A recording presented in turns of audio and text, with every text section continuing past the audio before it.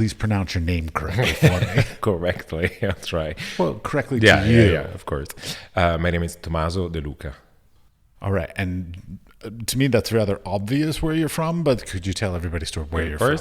I'm Italian. I was born in the north. I grew up in Milan, but then I've been traveling my whole life. So, yeah, now I'm based in Berlin. In Berlin? Okay. Yeah. Lots of artists ending up in Berlin and Europe. Why is that? Well, it used to be affordable, and it used to be. Oh, it's true. No, not anymore. It used to be affordable. It used to be like a place of, I don't know, where a lot of people just started gathering and doing a lot of things, and then of course, I guess. Interest of companies started to kick in, and just any other process of gentrification that happened in any other city in the past 40, 50 years just hit. So yeah, prices are not affordable anymore. That means that less people and less artists especially can afford to come and join the group, I would say. So yeah, it's a little bit more complicated right now. But some of the things I've heard about Berlin are that first of all, Germany has a thing called an artist visa, which is a very unique thing. Not a lot of countries have that. So as an artist, you can go there and sort of legitimately be there without having an employer or a spouse or whatever that sort of sponsors you. So that's attractive, first of all. I think so, yeah. I mean, as a European, you don't need one, thankfully. But yeah. But I always forget people are European. Yeah. We have this little thing. But yeah, a lot of. I mean, there is an artist visa in the States as well, of course. But no, there is one. There is. Yeah. When I was going back and forth with New York for a couple of years, and I was about to start a process of getting an artist visa. Is extremely expensive compared to Europe, for example. So there is one, and you need a sponsor anyway, and so it's still complicated. I think it's, but I don't know the process in Germany. I think it's a little complicated as well, but way cheaper and way. All my American friends there, most of them have artist visa. Yeah. So yeah, no, but that's it works. Yeah, I still hear that like Berlin is a great place to be an artist. Like it's really okay. I haven't been there in many years, really, but and been involved in it. But it's a great place to be an artist. But it's not necessarily the best place to make money from being an artist. I think so. I mean, it's yeah, probably. I have a lot of friends from like previous generations. So I've been living there for 4 years now. I moved quite late. I started going there in 2007, and then I was like going there basically every year. And then so I'm friend now with a lot of artists from like previous generations. So like a little bit older, and they've been there for more well established. Yeah, but also to join the city when it was what it used to be. So like also a very political engaged place, and with a lot of I don't know, forward thinking in that sense of like what does it mean to be an artist? What does it mean to like make politics and be an artist, and or the politics of being an artist. And so it's nice and refreshing, and for me it became very attractive at one point, or beautiful to like re-engage with a conversation that I didn't think it was possible anymore somehow, or that I forgot about. So it was very nice. So there is a community, there is or the chance to have like different communities, I guess, with different discourses and different approaches as well. So you see a plethora of different ways also of being an artist, which is, as you said, like a nice or like it makes a great place to be an artist. It really does. I mean, it is still an attractive place for artists. I mean, even if it is less affordable and all these other kinds of issues. Yeah. I mean, because like there are certain cities that are not very sort of rounded. They don't have a wide set of styles and dialogues and things like this. They're pretty much like they have their one thing that they do, and that's what they do, kind of thing. So there is a great attractiveness still to that. Yeah, the making money part, I mean, I guess it's hard everywhere right now, but it depends also what's the goal, right? Like if someone is like going after being successful, I don't know. I think you can find the ways of making it anywhere, ish, or you can find a place where that could become a reality.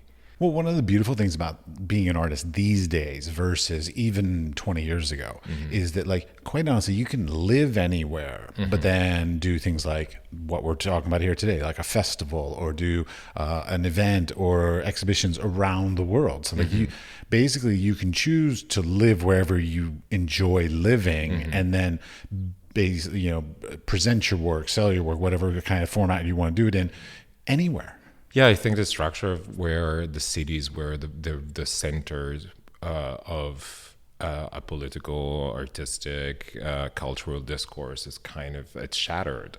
And also because of, again, gentrification and phenomena like that, because, of course, as the cities became more difficult to live in price-wise for the real estate, for example, and so it meant that like the diversity that was before, like the core of the city and the core of making art, just like dissipated and became more decentralized. So I think you don't need a place to define you. That's a general note to myself as well. They become more like hubs or seriously, like places where you can be, and of course, like encounter certain people, encounter a certain amount of difference, but again, travels became easier, and even though there's a possibility also for a certain class, or I think there was a research some years ago about America in the States, and they say that there was the highest percentage of people that were born, raised, and were still living in the same place. So this idea of mobility as well, it's like it's not a fantasy, but it's also like one of the it can become an ideology or a part of like so ideology, maybe it's too strong, but yeah, let's say that for of the interconnected world or whatever. My older brother never even got a passport. Yeah. Like in his entire life, he never left the United States. Like first time I left the United States, I think I was 11 years old. Yeah. And I kind of haven't looked back since. Yeah. But yeah, I mean, there are a lot of people, like I know a number of people that have friends of mine, like people that I grew up with in high school and stuff, that sort of have never left that town, city. I mean, it was Washington, D.C. It was a big city, but I mean, they never really left that region. Well, the States is also a specific place to look at because it's terrible, but it's terribly hard also to leave because you're forced to work to pay your debts or to have a health insurance or stuff like that. Or I'm sorry, I'm laughing under my breath. I totally agree with you. I mean, I'm very happy to be in Europe. I do not like America now. I mean, I feel like it was better when I was younger, but I mean, it just had different problems, I think, and it always has problems. Like, it's just, I'm not a fan overall, mostly because they just don't support the arts.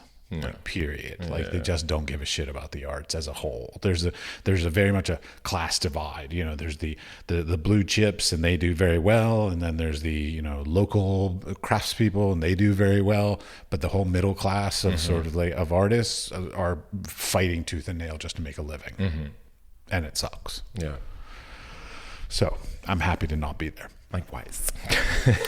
Agreed. So, a little bit of background on you then. So like what's your like education and your artistic practice and all this kind of stuff. So like what is it that sort of led you down this path? Well, I after high school, I started with the art school with the Academy, and I took my BA there. And the Academy, sorry, in Milan. I studied it's called NABA. It's a new Academy of Fine Arts. It's a school that has been founded in oh God, I would say the 90s probably, or maybe no, the 80s, mid 80s, even before. I have no recollection of that, but this is not going to be a great.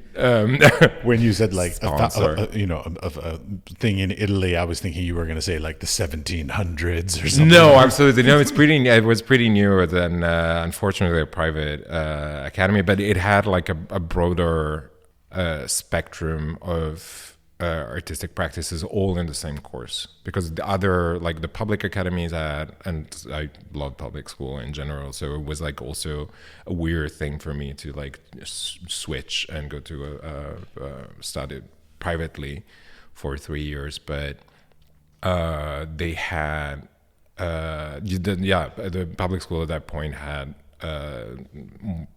to me as a high schooler had like a more narrowed path. So you either choose painting or sculpture or video or whatever.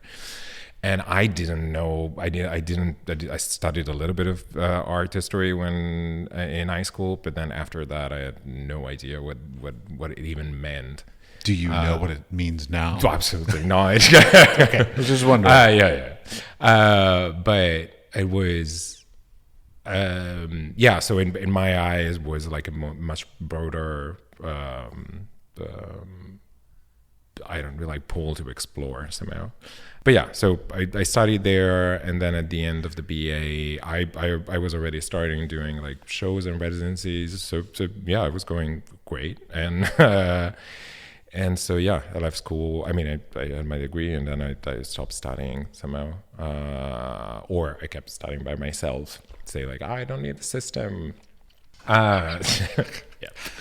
You're talking to an art professor. Right? Huh? You're talking to a professor. Yeah. To be clear. Well, but I know that's the reason also why I moved back to Berlin, because I wanted to go to a master degree in Hamburg. And they told me I was to, what do you say? Not to experience, but to... too green? Yeah, no, to advance, to like access the master. I was like too old at that point, and I had too much career. And before, yeah, I was too prepared to get into. You were overqualified. Overqualified. Thank you. Yeah, sorry, forgot that. Really? The word, the phrasing in German was it could be both ways. So he decided to interpret it like this for the well-being of my ego. But yeah, could have been both. But yeah, so I wanted to go back to school. I loved teaching whenever it happened, and so but of course the institution is problematic in general, like school is problematic in general, and I was experiencing a way of like making art and studying the things that I was interested in. It was kind of dictated only by myself, so it was, I mean, yeah, kind of refreshing and freeing, I guess. Sure. Yeah. I went to my undergraduate, I was a photography major. And then when I got to my graduate program, I'm not going to go through the whole story, but I went in as a photography major, but I ended up not liking the photography program because, like you're sort of saying, like they were very set in their ways. Like they would put up a photo piece of art, and they would be like, oh, what camera lens did you use? What paper did you... And they were super technical about like the process, but they didn't really care about the idea that was being expressed as much. So I ended up switching to what they called new genres, which I love because it sounds so pompous and arrogant. So I got my degree with new genres, which was great. It was one of the best educations I had across the board after 8 years of college, because we walked into a classroom and there would be a performance artist, a video artist, a sculptor, a painter, a bookmaker, a printmaker, a photographer, and we had to talk about art. Never did any technical processes come up. It was just about like, does this work express what it was meaning to express? And it was the most magnificent education. But I don't think it would have worked had I gone into that early. Well, you see, that was my problem with what I studied, or the way I studied, because it was extremely theoretical and beautiful in that sense. It gave me like such an arsenal of like different tools and way of understanding and seeing and stuff like that. But I had close to nothing, or like a very very small like technical preparation. So I had to like find a way to overcome certain inabilities later on. And I mean, it wasn't too bad for the way or at least like I designed my way of working, or my way of working was informed also by that lack of abilities. And then the process of teaching myself certain things became the process of making and what I describe as my work today. So it was really, it's the tour, but I like the tours, so it was a nice way. And that's sort of part of the fun about the arts and the arts education. It's like there's no correct path. Yeah, no, you know, everybody finds their own way to it. Some people do better in private schools. Some people do better in public schools. Some people better do it with no education whatsoever. I mean, I know many artists that are like, the system and the educational system, you know, ruins creativity, you know. So, I mean, there's lots of different paths. So in some ways that's great, but in some ways it's also like, but which one's right for me? Yeah, no, of course you have to. Again, you build yourself around, of course, what you're given or what you encounter in your life. So it's I do feel there is a little bit of I mean, the more you know, in terms of like techniques and the tools and stuff like that, the more you can also destroy of the things that you know, or you can hack, or you can do whatever you want. But again, I don't think the more I go onward and I study and see artists that I love and things like that, the more I understand that this is not a given, this is not a necessity. So it really depends on I hate the idea of singularity, but I do understand that, yeah, there is no linear path. Yeah. I mean, like I went to school at the San Francisco Art Institute, and Annie Leibovitz went to that school. And a lot of my teachers were Annie Leibovitz's teachers. And they kept mocking her all the time. Oh, wow. They're like, she crafts beautiful images, but she doesn't do any of the work. She just hires people to do her lighting. She hires people to do her wardrobe. She hires people to do scouting for locations. Like all she does is she just sort of comes up with a sketch and says, I want Sting with mud all over him and naked. And then gives that to other people. And the other people do it. Yeah. Well, you know, I mean, the thing that I care about today is the whatever you do, whatever you produce, whatever choice you make in the process of making something, makes the politics of the work. So that kind of design the path, or like really design the structures of your work, as the choices you make, and it means like, yeah, do I give this to someone else? Do I try to make it myself? What kind of materials do I use? What kind of, I don't know, form I think about? Like it's really like everything. The process of making becomes really, or I'm interested in that at least, like becomes the politics of what I do. And so I don't have to necessarily like shy away from a formal beauty, whatever I intend as formal beauty, or formal, like as something that looks like art, let's say that. But it's interesting to me, like how that specific form or that specific product comes about. So it's really like how am I political in the choices I make? So, for example, like hiring someone else to make it's a choice, of course, and it presents also a way, or it describes a way in which the word functions. And so, if I decide to go through on that path,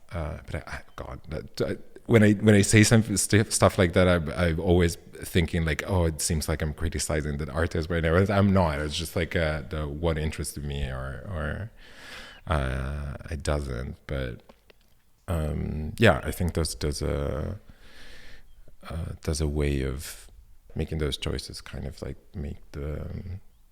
creates a vision of the word that is something rather than the other. That's it. All right. Well, you keep saying the word politics. I grew up in Washington, D.C. Well, not that one. I hate the term politics or anything relevant to politics. So I'm asking, so like your definition, when you keep using the words politics, political, things like this, what is it you mean by that? Well, it's really like the way of engaging with reality. Like what is my position, the position that I take as an individual, as a human, or as a part of a community, or as so about any topic, just like your position is your politics. Well, somehow, yes. Yeah. Like it's and I add another layer here, but one of my politics is not have or like changing position all the time. So like, or like trying to inhabit positions that are not necessarily mine by biography or mine by design or choice or whatever. Like the fact of being like sort of a shapeshifter also in my work is part of what I consider also a politic. But to me, it's a very like layered term and very complicated. I'm still like trying to wrap my head around what it is for me really. So, but I guess like for now, like, yeah, it's the engaging with whatever surrounds me. So whatever is going on in the world, from like a bigger scale to like what's my relationship with this chair or this table or the kitchen, because there's a politics also in there to me. All right, very different definition than I. Yeah, that's fine. But also, I mean, also it is like militance or engagement with certain things. But I tend not to. That's in my private life. Whatever I like private. It's not. I don't want to be. It's my private life that I'm making public on this podcast. Yes. No, but it is.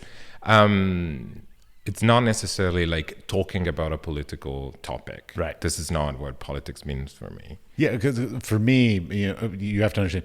Not only was I raised in Washington D.C., my father's a priest, so the terms religion and politics are very charged terms for me. So like I have a very visceral reaction when I hear those two terms, and I'm like, I don't want to talk about those things.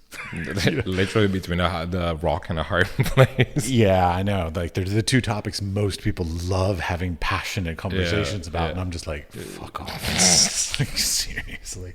But anyways, all right. So then leading on to like what you produce, like what, so I'm going to make some leaps of assumption, so please correct me if I'm wrong. You're a full-time working artist. In what way? So like, are you sort of part of a gallery scene? Are you part of a sort of an alternative scene? Do you do a lot of festivals and residencies? Like what's the way you have sort of built your career? Oh, kind of random. So I started, again, as I said, very, very early, because I was 21 probably when I did my first couple of shows, and I was like in small institutions in Italy. And then I applied for a residency program in Rome that just opened that year, 2010, I think, for young artists. And although my portfolio was like probably 4 pages long, they saw something and they selected me, which was really nice. And then, so I spent 6 months in Rome, in a beautiful studio, and had the chance to make a show at Macro, which is one of the city's museums, and then after a year or so, no, maybe even less, I did my first show in the gallery that I still work with, which is Monitor. They have a space in Rome, and one in Lisbon, and one now also outside in the outskirts of Rome. And so I started again very young, and then I did another couple of residencies and number of shows at the time, and started also like showing abroad. And it was just kind of a build up that I wasn't really ready for work-wise. I mean, looking at retrospect right now. But then, of course, as it happened, I kind of reached a plateau for some years. And again, now I know that it's normal. At the time, it seemed like the end of the world. So I had also a little bit, and the work wasn't going anywhere really. Like it was, I mean, I was still working on, and I've been working on things. I do realize now how I reconnected all the dots that I designed in the past 10 years. And it was really nice, and say like, okay, I don't regret anything I did. I made a lot of mistakes and I embraced them. And I think they informed wherever happened afterwards. But yeah, I kind of like created this weird path in a way.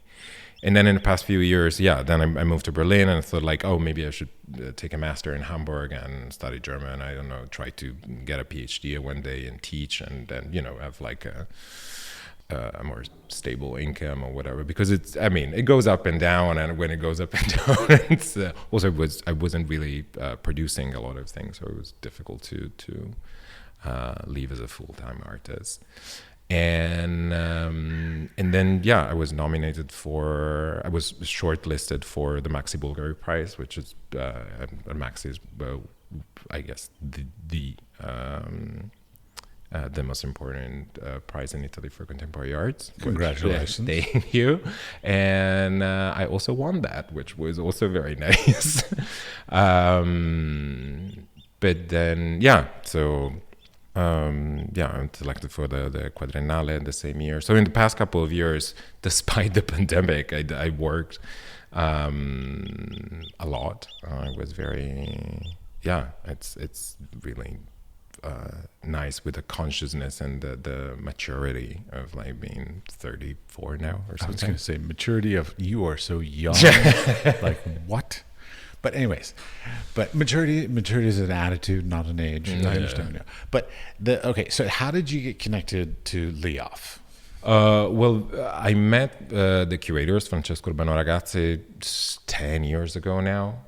They invited me for a project called A Special Day in Venice. And we met, and we just, being like, develop a friendship and also a working relationship for the past 10 years. Okay, but I want to sort of have a perfect clarification on this. You say you met, so like, was it that they curated you into a show, or you met at a bar? They were sorry, no, true. They were doing they were making a project with in Venice with older members of the queer community, so people that grew up between the 60s, the 70s, and the 80s.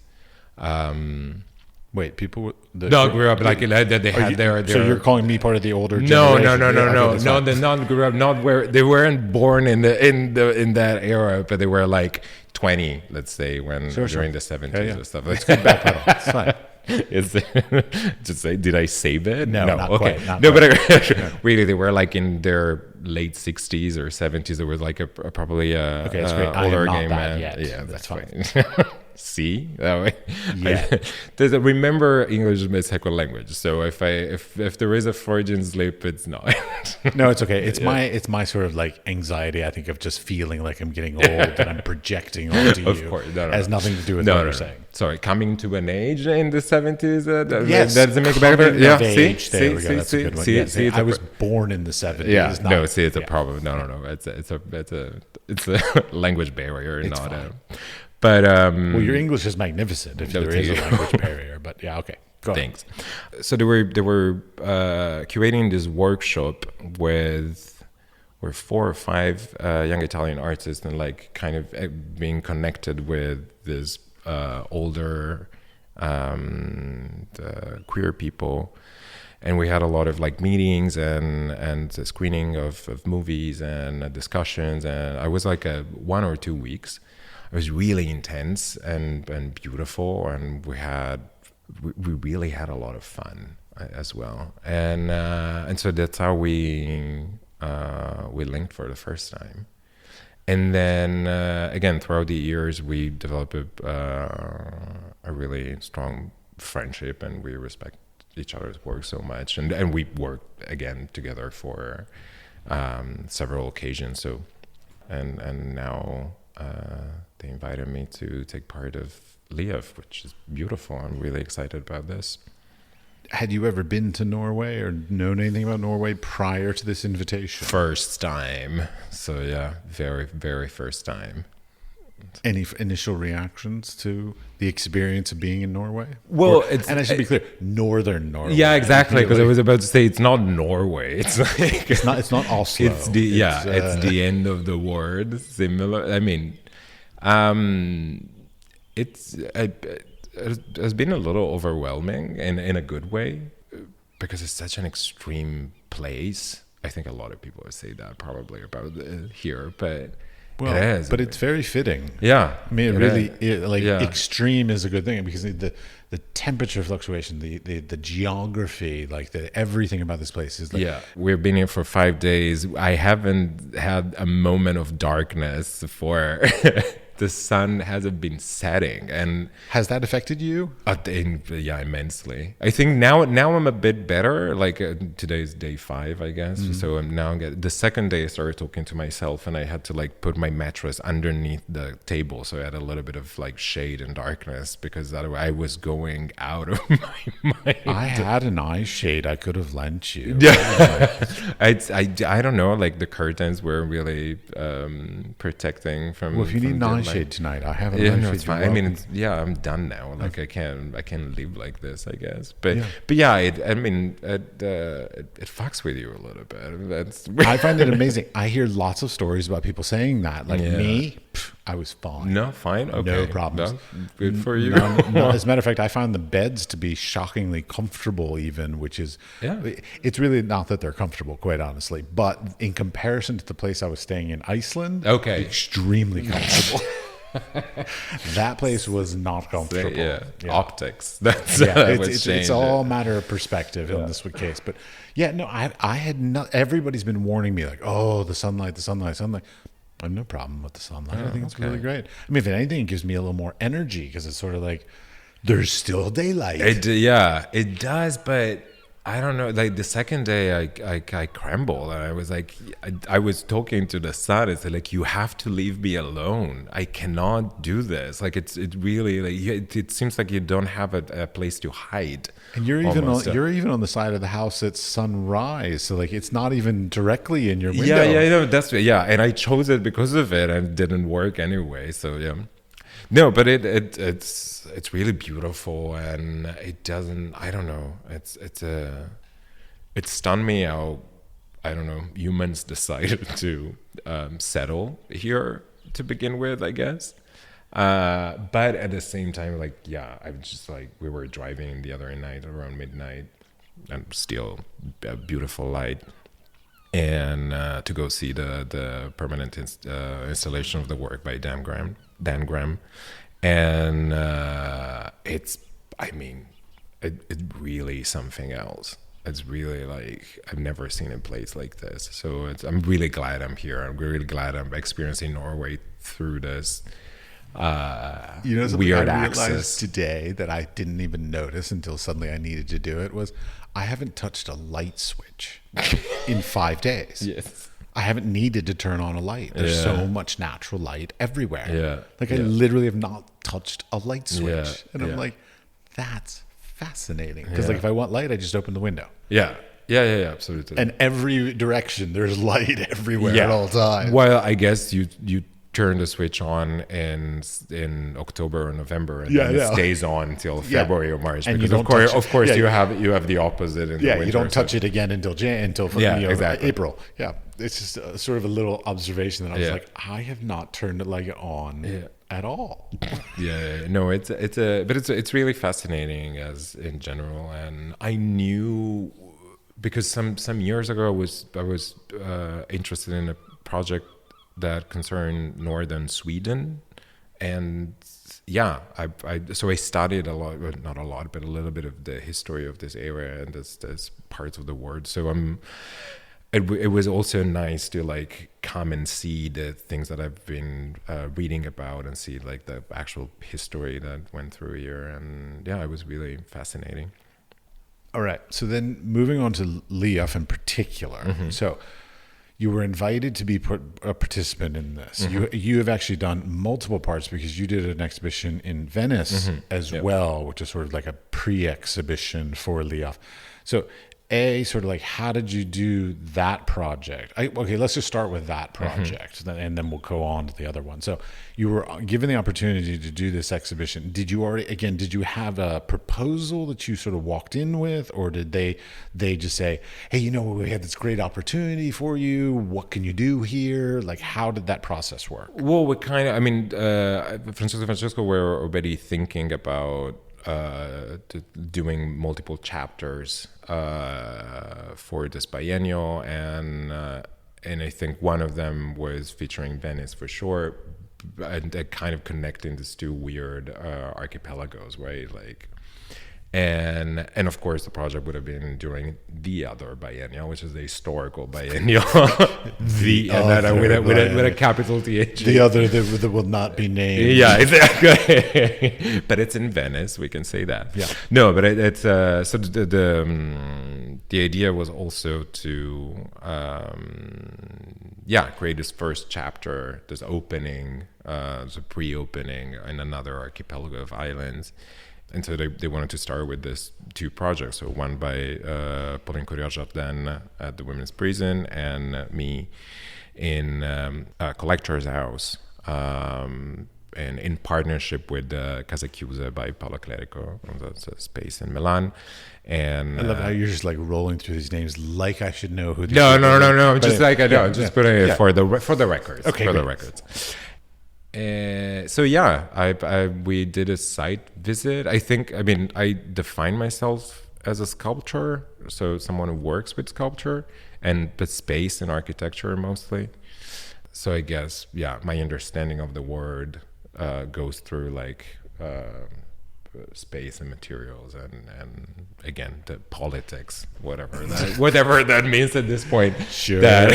You can define yourself however you want to define exactly. yourself. Also, I'm not here to sue me. I'm not here to go, no, I really think you're more this. And especially not showing in an institution or like a void, but in a space that was really had a character, because of course it was a private house of two architects also.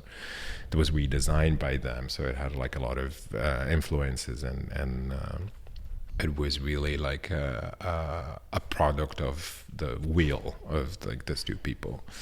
And so I had to be a sort of a guest, which is a position that I really enjoyed. Also, I lived for a couple of years in between, I guess, New York, going back and forth with New York and going to Berlin. There was a period of time where I was living with a luggage. I didn't know where I was, and it was keep like moving around and not having. So I found myself in the position of being a guest for many times. And it made me think a lot about like also the care that you have around other people's objects and other people's like way of living and other people's architectures and little, and their behaviors. And then how you have to become this weird ghost or this weird, like, again, shapeshifter and change your position all the time and also physically in the house. But at the same time you occupy the sofa, for example. So you take part of the house that is like meant to be shared and meant to be common. And that's also part of being doing residencies as well, and things like this. So it seems like that's a sort of a common theme that's been sort of running through your life: doing residencies, then sort of traveling and it's like it's moving. It's keep like trying to. Well, I grew up like this as well. So like I changed the first 10 years of my life. My family and I changed like probably 13 houses. Holy crap! Yeah. Okay, that's a lot. Yeah, exactly. Why? Work reasons, and my parents decided not to live together anymore, so it was a little bit with one and then the other, and it's a lot of reasons that I'm not. But yeah, it's been part of my life has been that. So I think I'm very. I guess it's also my perspective to which I can again engage with reality and see the world as informed by that. So I kind of made it my own, or started to analyze what that means, what it brings with it. So God, I lost the track of what I was saying. Venice, yes.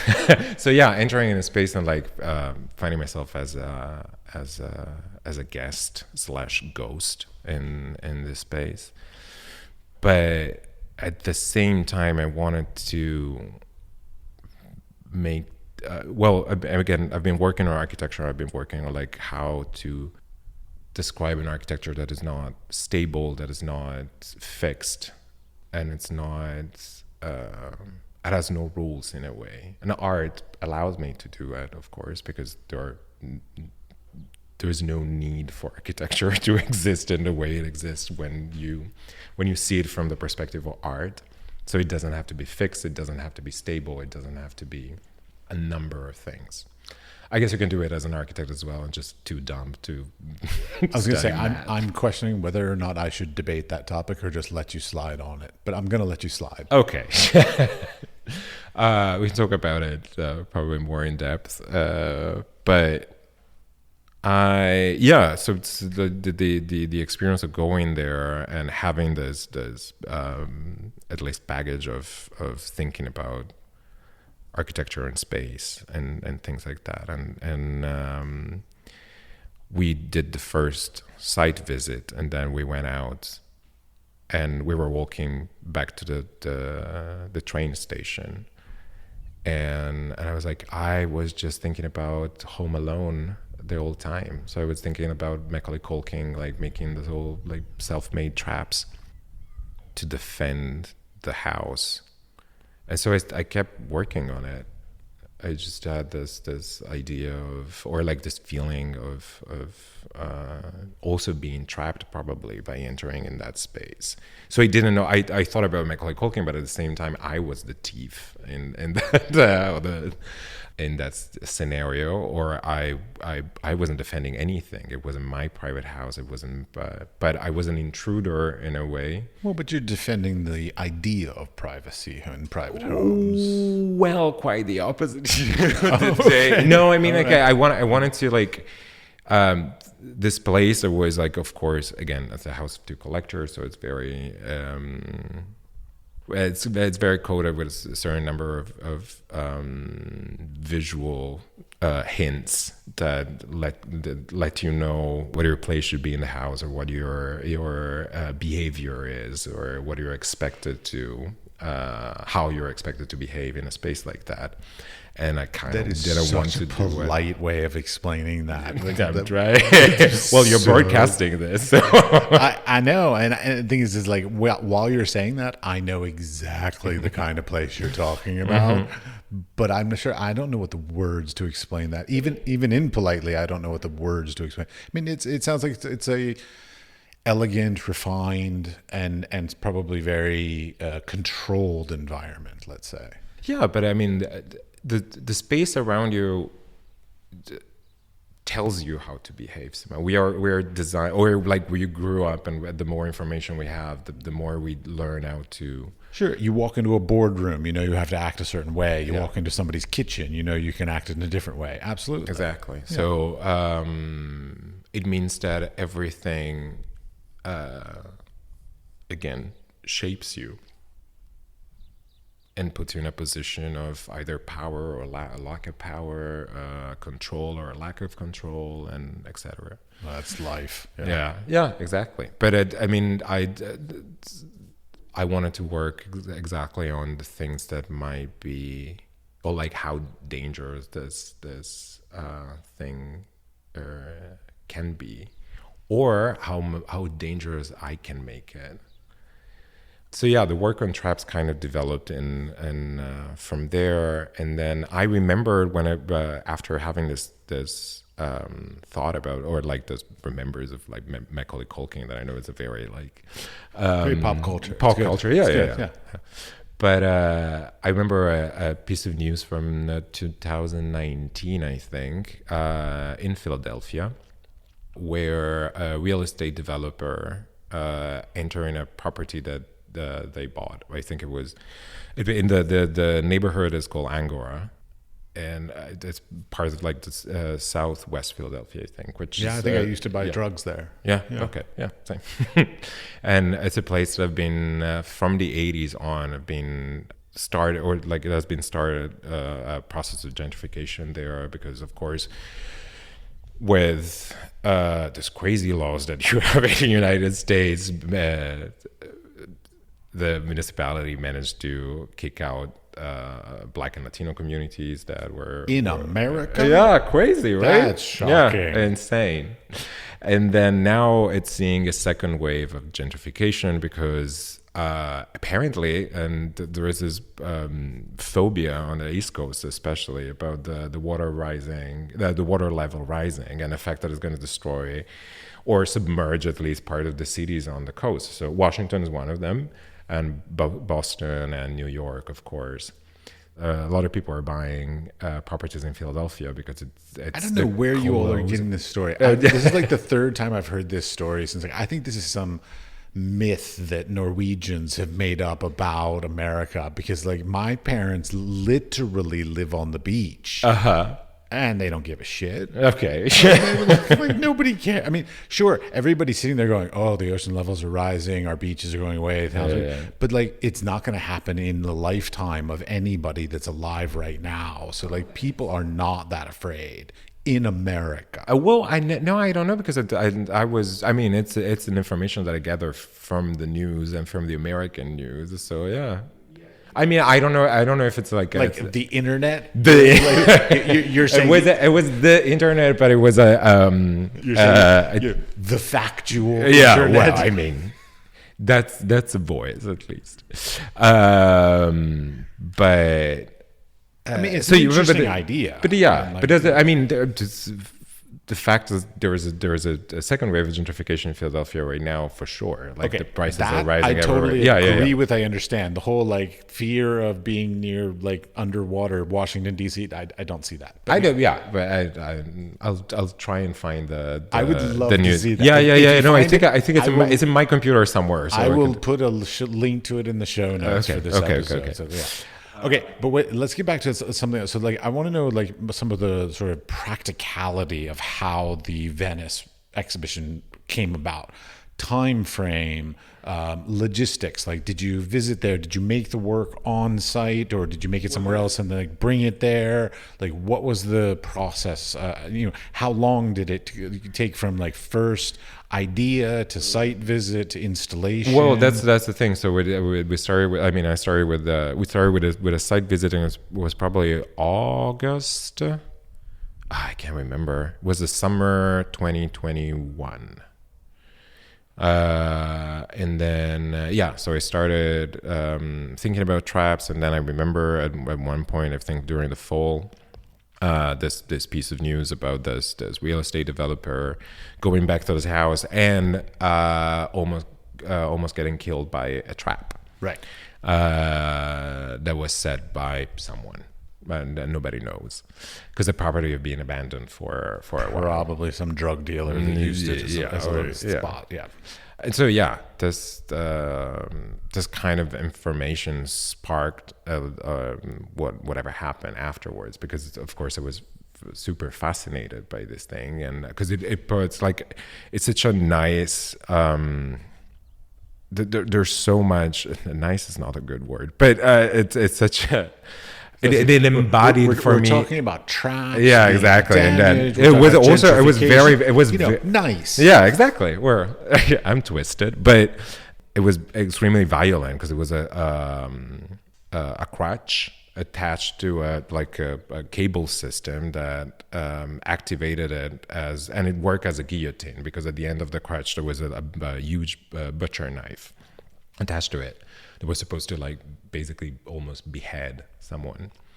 So of course it's a desperate gesture, and it's terrifying, and at the same time it embodies perfectly somehow it's also a reaction to a bigger trap, which is gentrification and politics and architecture just in general. So I was a practical response to another practical threat that is less visible or less, it seems less violent. It's way more violent in a way. Well, I mean, we all know it. So yeah, that's a kind of this piece of news kind of embodied so much of the things that I was looking for, and I thought also it would have been perfect for such a posh, nice venue in Venice. So yeah, so I started working on it, and I started also researching, like, because traps are it's a huge theme in art in general. It's something that I like that you can find in different shapes and forms, but for a big part of art history. So it was really nice to like go back, and so the first part of the process for me, it's like gathering all this different information, all these different ideas and different sources and hints, and kind of like creating a map or a grid, like as a set of like everything that I gather kind of created a set of rules in which like I could then make my work, that could create my work. I love that you say that, because like I often say, like in my own practice, and also even when I talk to students, I'm always like, you end up sort of building your own prison and then sort of learning how to work within that prison. Mm-hmm. So like you have to give yourself constraints in order to get more creative, because if you literally could make anything in the world, it can be horribly daunting, and mm-hmm. and like you could freeze. You'd be like, I can make anything. Mm-hmm. So like you have to give yourself a certain amount of structure to mm-hmm. then sort of play within, kind of thing. Yeah. And I think that's a very important part of the process that a lot of us sometimes forget about. Yeah, I know. I mean, to me, it remains like such a central point. It is that's what I intended by the politics of the works before. Like, no, again, and I go back, because I try to explain to myself what I even mean, but it is like the set of rules and the set of choices that I make. Those are the ones that like design the perimeter of the work, and without he's drawing a square with some X's and stuff on the table to draw. Just so for those of you who can't see that, he's making a visual representation as well. Yeah, that's for myself. I'm pretty. I need a visual representation, but yeah. So it's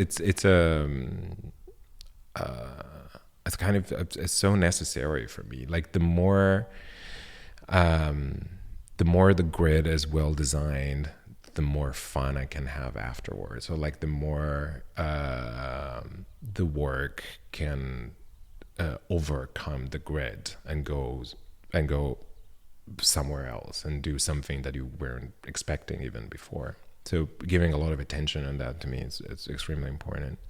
So yeah, and so there is a time span, I would say, from like then August of the first visit to January, and it was just a lot of starting gathering and sketching and thinking, and then we started with like more site visits, so like trying to define more how the work would also interact with the space, and then yeah, I came up little by little with the different works that composed the show, because the show was there was one video projection, one slide projection, and then 2 sculptures, sort of. So yeah, it became a composed discourse, like the show was really okay. And just to be clear again, so like this is the idea, is that like, people who have not participated in a festival, mm-hmm. artists in particular, since we're talking to you as an artist, that they understand like how that process works. So like you met with the curators, and then you went off and did your own thing, and then just sort of brought it back and said, "Here it is," and they just had to suck it up, whatever you made. Well, I encourage artists to do that. No, it's not. I mean, especially with Francesco Urbano Ragazzi, we have a relationship of like real friendship for the past 10 years, and we've been talking about work and art in general for the past 10 years. And so for me, having like a back and forth and a discourse and like a constructive, I would say just back and forth with them was really important. Okay, so they were involved in the process. In some way. Yeah. In this case, yes. Let's just to be safe, let's say not sort of like they didn't guide you as much as they sort of maybe just said, encouragement in one way or another, maybe. I don't think it's never a matter of guidance, because that becomes it can twist the thing a little bit. I think it's more like allowing the process to be, and like, in the case, like whenever you're scared as an artist and you need like someone who believes in what you're doing, because at the end of the day, it's a very lonely work. In my case, I'm here for you. Yeah. It doesn't have to be lonely. But I know I totally understand what you mean, because in the end, it's your individual thing, your individual piece, and you're going to be judged, criticized, or appraised based on whatever you made. Because even though they're the curators, somebody's going to come in and say like, "Oh, I really love your piece." Well, yeah, of course. I mean, and it's your name, your reputation. Because I decided to use my name and sign my work with my works with my name, which was dumb, but probably right now. No, but I'm joking. But I mean, no, but and working in a collective is different, and like there are so many practices and weird ways. And of course, we love the judgment because we base the whole society on it. The art world, though, we really love to judge. Oh, well, I mean, particularly. But I guess it's so embedded in the idea of critique, right? Like the critique that you have in school, or the critique that you grow up with. Constructive critique, I love. Negative critique, or critical. Critical critique I'm okay with, because that's theoretically helpful in some way. Mm-hmm. But judgment is a whole nother thing. Well, yeah, no, of course it's different, but I guess there's a part of the work is exposed, right? It's an exhibition, so you exhibit that. Anytime an artist puts their work in the public eye, it's an incredibly vulnerable position for us. I mean, because we literally are asking to be criticized. And not necessarily in a negative way. I mean, just. Well, I guess the ego part asks that. Oh, yeah. Because our fragile egos are put on display. Yeah. Yes. But it's also it's the most powerful position in a way, because you're giving. You're not deciding the fate of a country or anything, but it is very. I'm trying to Adolf Hitler's story would differ that opinion. Let's not. I still want to live in Germany because there's a relation to Lofton with the Adolf Hitler story. So, I mean, if they had been nicer to him in art school, that might not have been. Well, that's a narrative. It might be. I don't know, but that's daunting. But it is. I don't know. I think I'm trying to think in a positive way of, or at least see the agency that an artwork can give you as an artist, or let me rephrase it. The agency that you can give an artwork as an artist, and therefore the agency that you give to the public or to whoever is seeing that. It's very powerful, because it's really like designing a territory, or designing a field, a piece of the world that doesn't make necessarily sense, that doesn't belong to the rules of whatever is surrounding it, right? He's drawing a little fenced-in area on the table again. Again, just just for the listeners. But I do models usually, so this is the the gesture. He's doing a little visual model on the table of a little fenced-in area. Yeah, I think it's a very powerful gesture. So yeah, there's just this exposure to the judgment and to all that stuff, and of course, like the wounded ego wants more affirmation, wants more confirmations and stuff like that. But at the end of the day, again, if you use the space of the artwork to do that, you're doomed. If you try to use it as a form of agency, maybe there's something to do with it for yourself and other people. I love the vernacular of saying, like, giving things agency, things having agency, and all the term agency, I think, is a very appropriate term for that more so than like judgment or criticism or anything like that, or even critiques in general. But yes, okay. But so now let's move on. So you did this exhibition in Venice, and now you are preparing to do your the sort of the final part of the festival. Yeah. The biennial, which I'm not sure why biennial is not in their name, but biennial, because LIAF only goes on once every 2 years.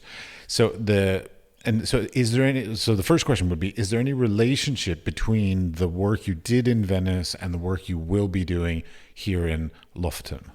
Well, it's a mutation of it, because it's I'm going to present a video that's called Desperate Times, and it's the video that I presented in Venice, and it was on display for a week, and now it's going to be shown in September here at LIAF. But then I'm going to add bits, or like kind of the work is going to invade the space in a different way, and it's going to be like some additional other sculptural works and probably another video, but still working on it. But yeah, it kind of all this thing kind of came from this last week of visiting here. So the idea, of course, also because this whole discourse around the traps of related to a private space belonging to the bourgeoisie and having some codes and stuff like that. And now the venues are going to be completely different. So I do want to address other complications of that kind of architecture and complications of that sort of space. So it's going to be interesting to also make the work or tailor the work again, or making the work as a response to the space that surrounds it. And just for the listeners, because you and I know this, but they don't know this, but you are going to be taking this work that was in a posh place in Venice, and you're going to literally be installing it into a building that was a public school that is in the process of, like, basically as soon as LIAF is completed, will be demolished. So, and then within the public school, which space is it? You're using a gymnasium locker room? Yeah, sorry, I wasn't saying anything because I don't know if it's public already. What kind of space that will be? By the time this comes out, it'll be like right close to the actual opening of the event. Fantastic. So, okay. Then we can talk about it. It is in the locker rooms. Yeah. Of an elementary school. It's an elementary school, I think. And it's going to be. It's a very different. But you're using sort of parts of the project, so not the complete project that you did in Venice, exactly. but taking elements of it and then recontextualizing it in a very different, not only like physical environment being the north of Norway, but also a different physical environment being the architecture, the space, the intended use of that space, even, from a private home to literally a public school. Yeah, exactly. And so there are different characters or characteristics of that kind of architecture, which is, of course, it's a total institution. That's something that again, shape people in a different way. So it's a very interesting challenge as well, because I mean, school as an architecture is such a topic, and then you transport this idea of traps from again, one space to the other, and especially the locker rooms. And I don't know, it also brought me a lot of like memories of growing up as a queer kid in the outskirts of of northern Italy, and wasn't necessarily like a pleasant experience. So it's like, it is a kind of, I'm thinking about like the kind of revenge that I can have right now towards that space. Yeah, see, it's interesting. Like elementary school locker rooms, I don't think I had a problem with. I don't remember any sort of anxieties there. High school and intermediate school, like, wow. Boy, yeah, it reminds me of like my middle school. So it was like in between 10 or 13. Just when people are, when some people are starting to hit puberty, but some aren't, and it's incredibly awkward.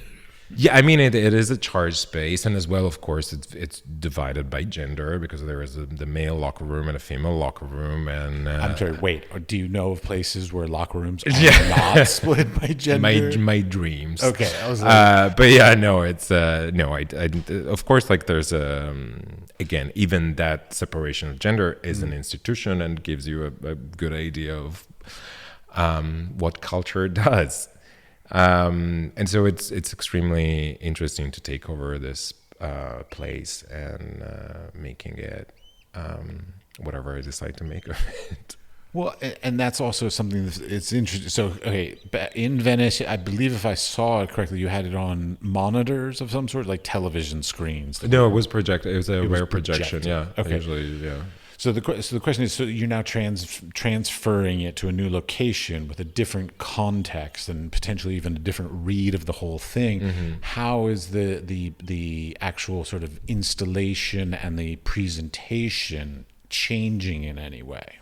The movie wise, I mean, the video is gonna be projected on another screen, probably a front projection rather than a rear projection, because of the lack of not a lack of space, but like it designs a different how do you say, well, not parkour, but like the promenade or whatever.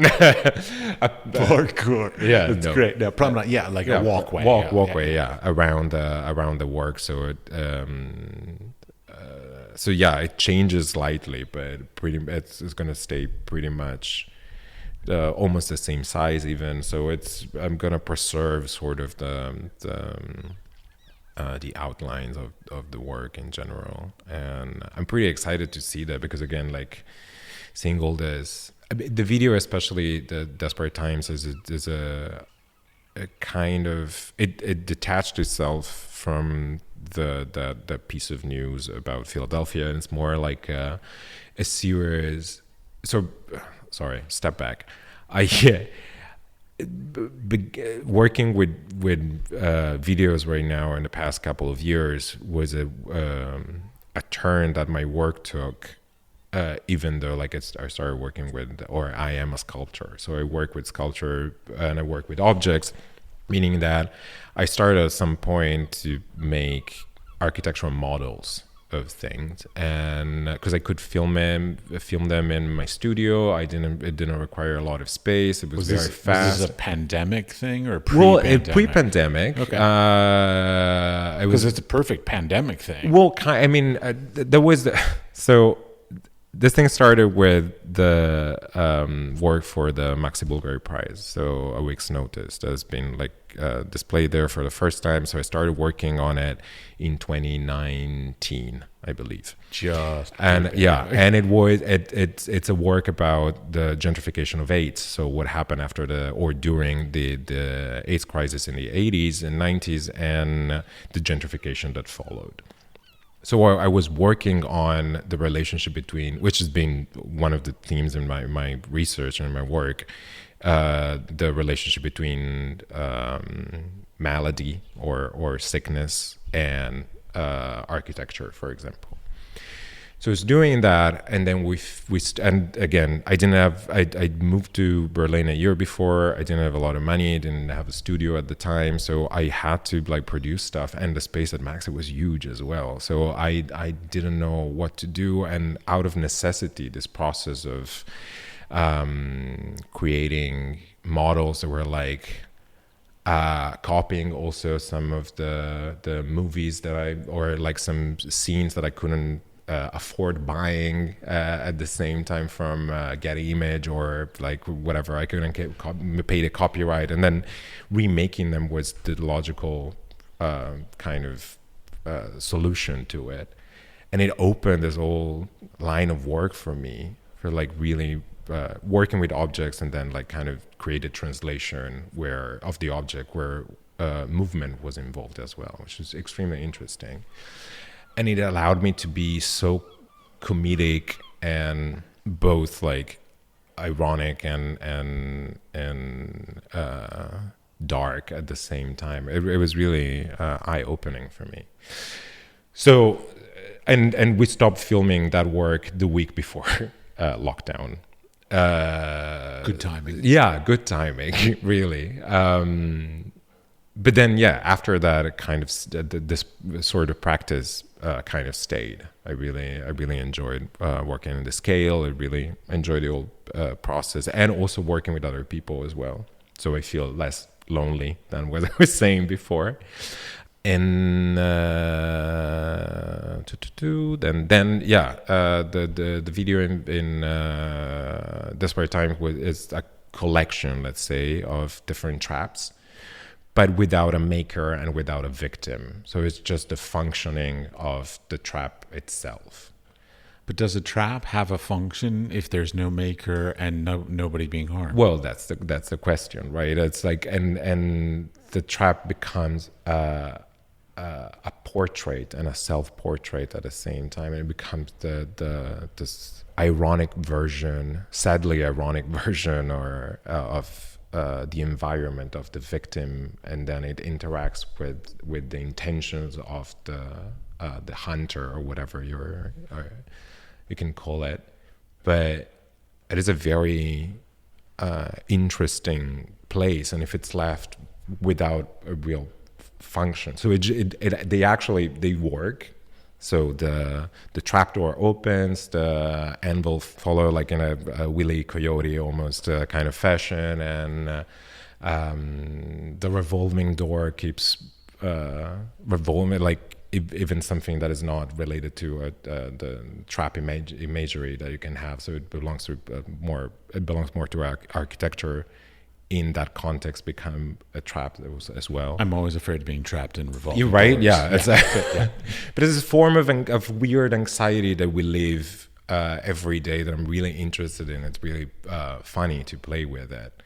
But I think also it hides a sort of common fear and common feelings. Yeah, oddly, I'm not afraid of being trapped in an elevator, but I am out of a revolving door. Right? Well, because the revolving door, like you're so close, like you're like and it's usually glass, so like you can see freedom. Whereas like an elevator, it's a box. You sort of signed on for that. You're like, I'm in a big steel box that can fall to the earth. But it's the relationship with modernity, or it's the relationship with spaces and objects that can become we promised they are designed for us. But what happens if that design goes against us? And that's I guess that's a line that really can describe my work and.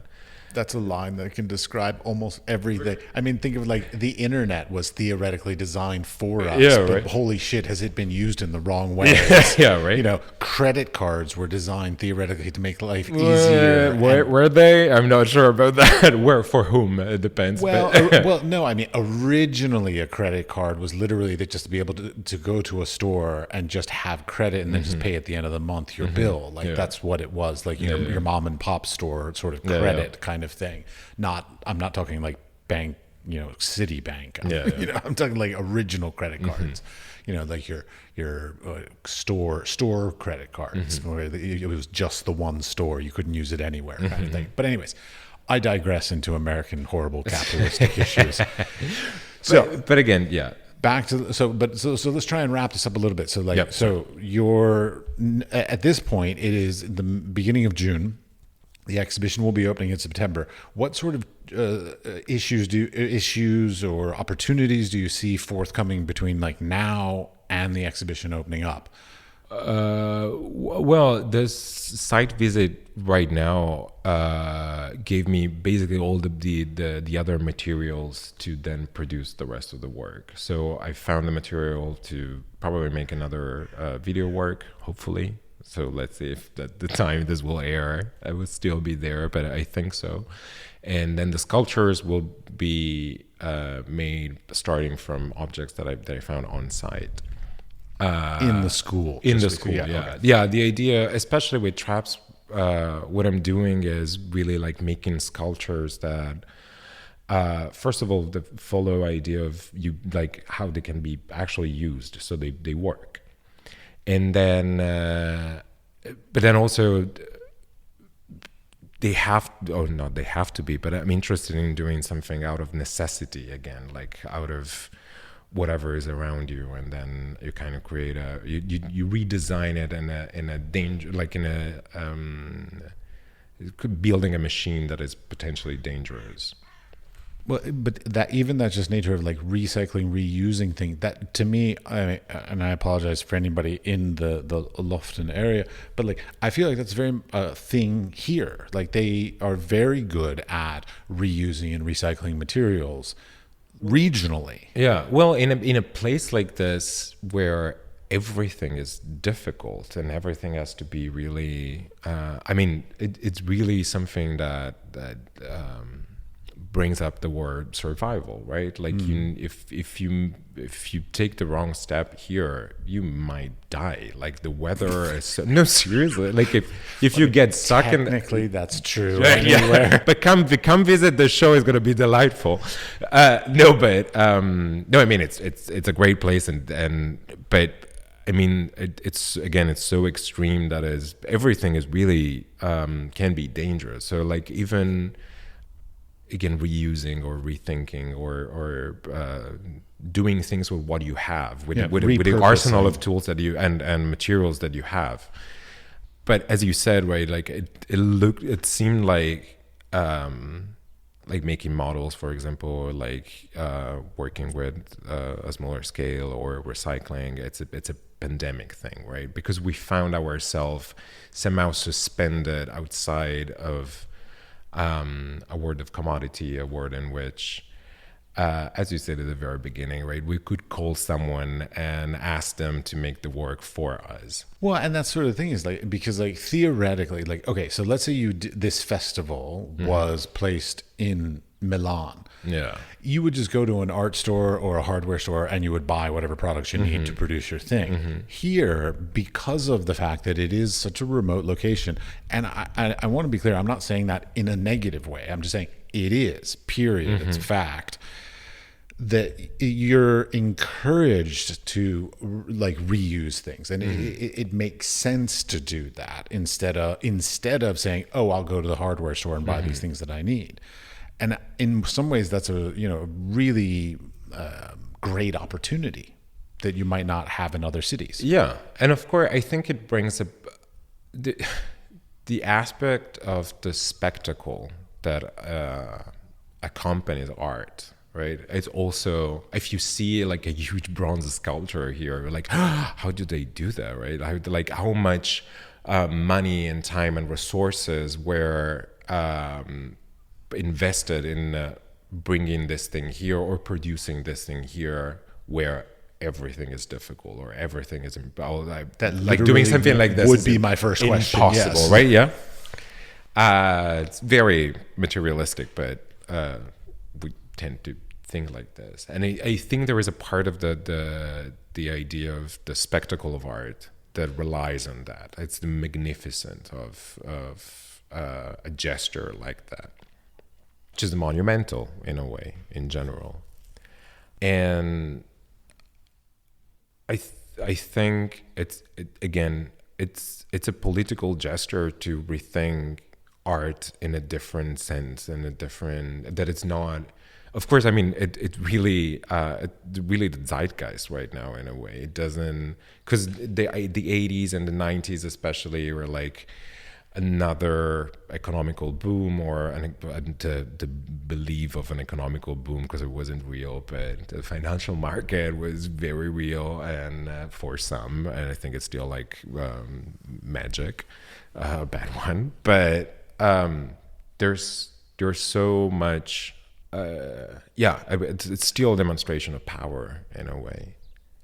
And I think right now, like, and I don't say it for like being zeitgeist, it's just I to me, doing things or rearranging the world around me in a certain way, it's a political act, because it means the art can actually be everywhere, and it doesn't have to be bronze, or it doesn't have to be, like, it doesn't have to have certain characteristics of what we think generally of what art could be. And there are so many other, or not so many other, but so many ways to build a beauty, as easy as it is, but to maybe a place like this can also open up like open eyes to like see how beauty can be built around you, really. And I think it's an incredible tool to give. Again, it's an incredible agency to give to other people, because it's or to everyone, really, like, to acknowledge that there's a way of building and reshaping the world around you. It's magical, I hope. Well, thank you very much, and good luck with the exhibition. Finger crossed. Thank you.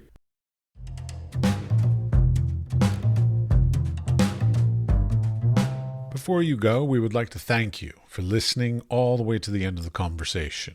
We would also appreciate it if you would share the podcast with your friends, family, coworkers, or studio mates, anybody with an interest in the arts and creative industries. The building and strengthening of the arts and creative community, both today and for the future, is at the core of our mission for this podcast. They can listen and subscribe on Spotify, Apple Podcast, or wherever you get your podcasts. We are produced by 5014, and the music was created by Pete Bybee.